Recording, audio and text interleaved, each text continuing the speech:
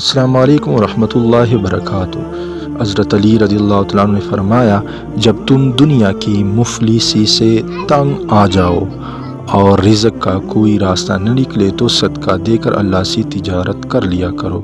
حضرت علی رضی اللہ تعالیٰ عنہ نے فرمایا، اگر تم پانی میں ڈوب رہے ہو اور تمہیں یاد آ جائے کہ وقت نماز ہے تو نماز کی نیت کر لو اور نماز ادا کر لیا کرو۔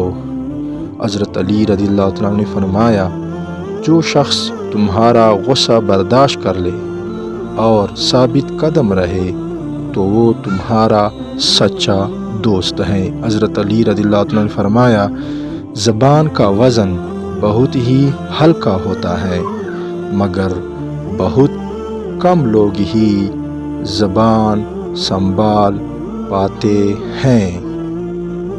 حضرت علی رضی اللہ تعالیٰ نے فرمایا، ایک دوسرے سے بغض نہ رکھو کیونکہ یہ ہر خیر و برکت کے زوال کا باعث ہے۔